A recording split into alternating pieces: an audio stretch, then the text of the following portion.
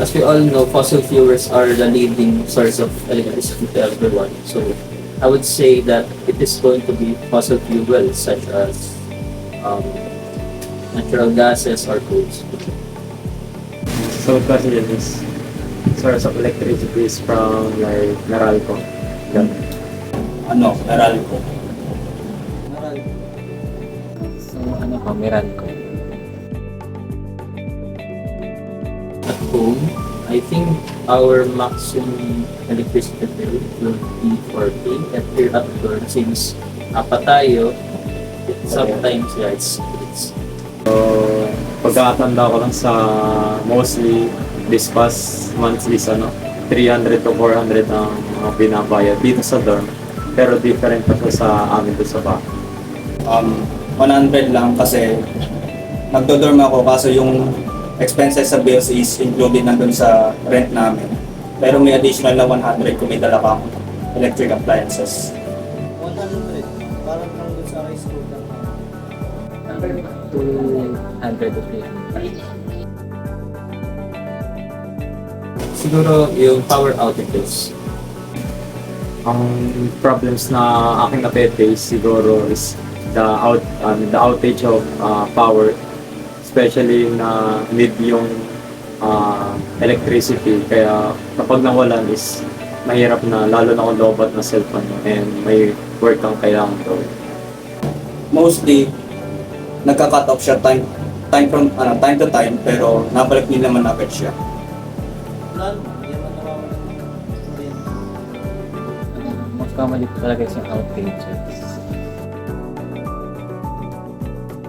So at home, we usually, if we know that there is a certain storm coming, we will tend to charge all of our electronics and prepare our flashlights. And if we weren't able, or if our gadgets are, let's say, it has a low battery life, we will connect it to our vehicles so that we'll charge using battery from our vehicles. So pag ganon, either ang gagawin ko na lang is gagawin ko yung mga activities ko na hindi kinakailangan ng power ng electricity, or tutulog na lang ako or hintay na lang hanggang magka-electricity.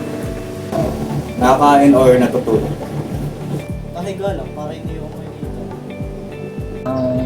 Yun nga po, just like what I said before, importante talaga ako sa ating pamilya.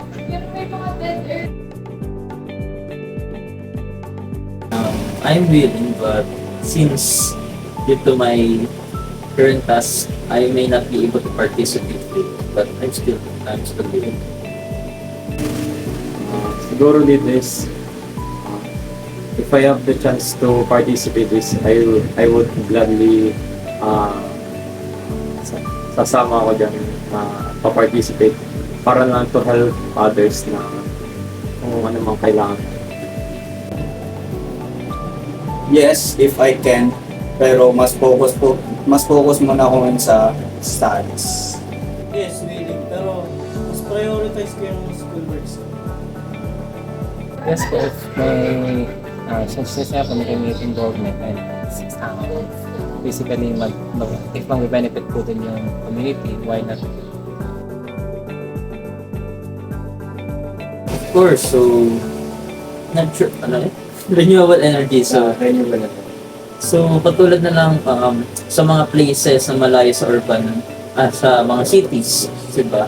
So ibig sabihin hindi sila lagi nagkakameron ng kuryente. So pag nawalan sila ng kuryente, mas mahirap. So it is much better na meron silang renewable energy para kahit mawalan sila ng kuryente, mas madali silang makaka-connect sa social media if they need help.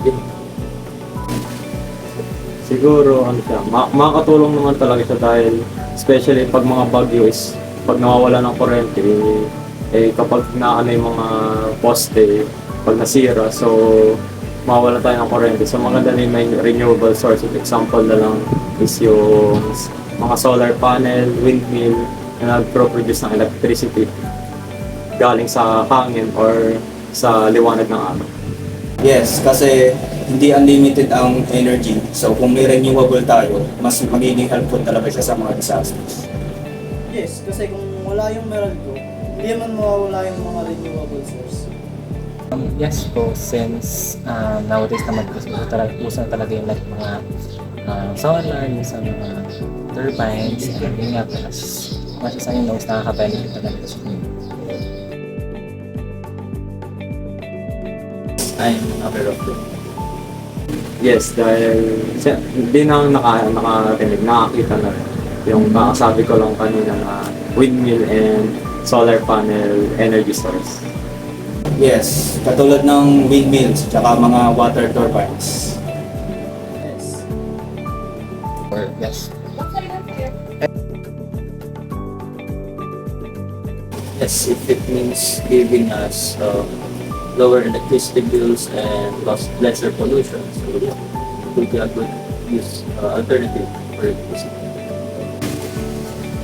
It depends na rin gawa kung near body of water ang aking place para makakuha ng energy is maganda siyang gamitin. Pero kung malayo siya, example na sa mga bundok or sa mga gitna ng mga mainland is na walang near bodies of water is hindi siya applicable na gawin yung water energy based na source. Yes, kung mas magbe-benefit ako kaysa sa magiging costly siya sa akin. Yes na yes. Ang cool nung tingnan eh. yes,